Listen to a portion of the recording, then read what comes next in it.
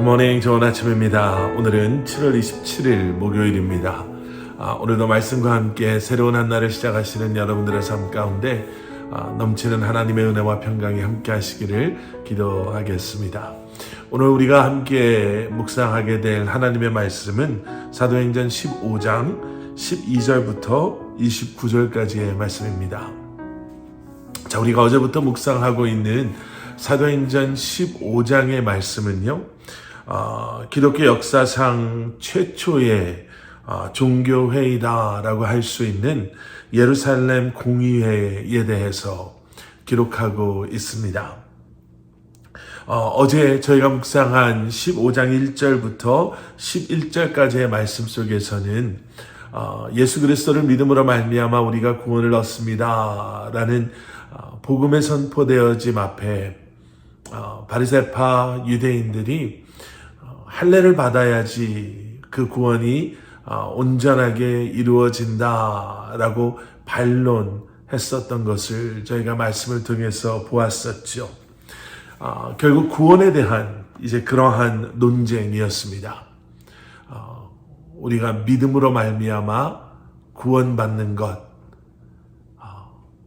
그에 대해서 그것이면 충분하지 않다. 율법을 지키고 특별히 이방인들은 그 율법 속에서 할례를 받음으로 말미암아 구원이 온전하게 그들 안에 이루어진다라고 말했던 유대인들.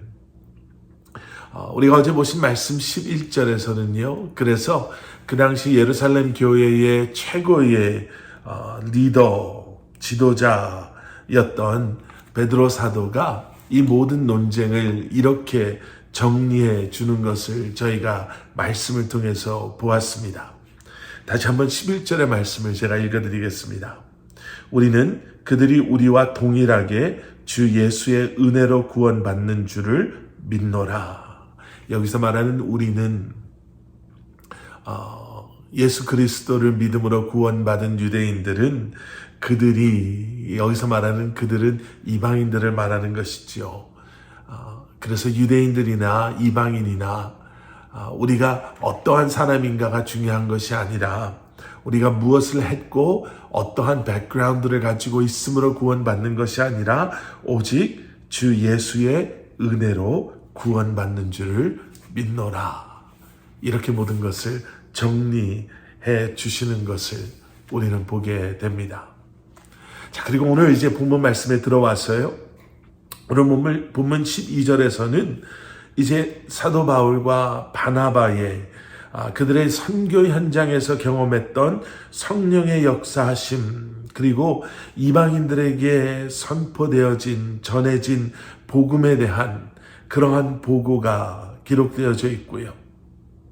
그리고 13절의 말씀을 보시면 그들의 그러한 말 보고가 끝난 후에 야고보가 이제는 이방인 구원의 당연성이라 할까요?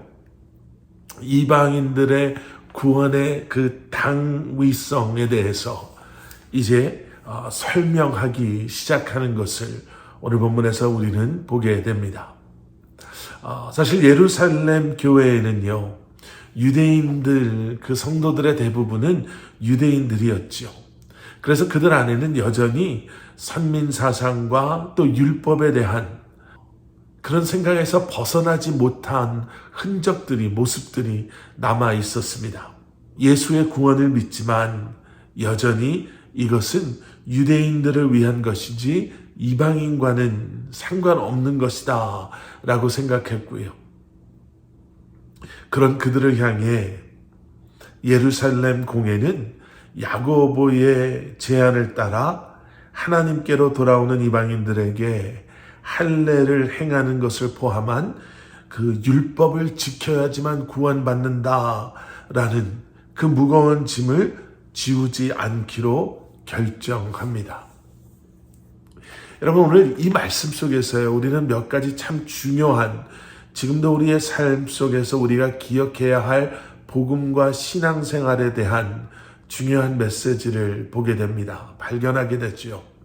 첫 번째는 인간의 생각이 하나님의 말씀보다 앞서가기 시작하면 그로 인해 공동체가 힘들고 어렵고 분열될 수밖에 없음을 보게 됩니다. 인간의 생각이 하나님의 계획하심보다 앞서간다면, 그런데 결국에는요, 이런 위기 속에서 그들이 다시 한번 하나 될 수 있는 바로 그러한 은혜는 그들이 하나님의 말씀 가운데 다시 한번 하나님의 뜻을 온전히 분별해 알므로 말미암아 이 위기를 그들이 잘 이겨낼 수 있었음을 보게 됩니다. 야고보의 그 이방인들의 구원에 대한 말씀의 시작 속에 우리는 이러한 기록들을 보게 됩니다.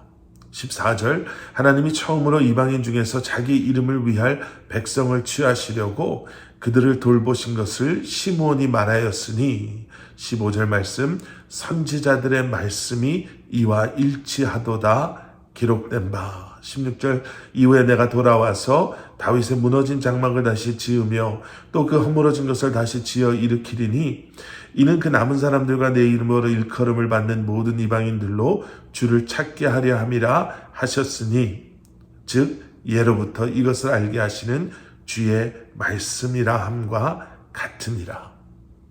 선지자들의 말씀, 주의 말씀, 하나님의 말씀과 같다라는 이 표현. 야고보는 그저 그의 감정에 치우쳐서 이렇게 하는 게 좋을 것 같습니다 라고 이야기한 것이 아니라, 아무리 이것이 우리가 받아들이기 힘들고 아무리 이것이 우리가 그동안 해온 것과 다르다 할지라도 이것이 하나님의 뜻이고 이것이 말씀을 통해 우리에게 다시 한번 깨달아 알게 하시는 하나님의 계획하심이라면 It's not up to us. 그것은 우리가 이래라 저래라 할 문제가 아닙니다. 우리는 그저 순종해야 합니다 라는 거죠. 구원은 은혜로, 그리고 모든 이들을 구원하기를 원하시는 하나님의 마음. 이 예루살렘 공회를 통해서 다시 한번 교회는 이렇게 열방을 향해, 땅끝을 향해 아버지의 마음을 품고 나아가기 시작하는 것을 보게 되죠. 그리고 이제는 그것이 우리 교회의 모습, 저와 여러분의 모습이 되어야 할 것입니다. 함께 기도하겠습니다. 우리를 사랑하셔서 예수 그리스도의 십자가로 우리를 죄와 사망으로부터 건져주신 아버지 하나님, 이제 그런 아버지의 마음을 품고 예수 그리스도의 사랑을 마음에 품고 그 복음을 담대히 선포하며 열방을 향해 땅끝을 향해 나아가는 우리 교회, 또 우리 한 사람 한 사람 되게 하여 주시옵소서.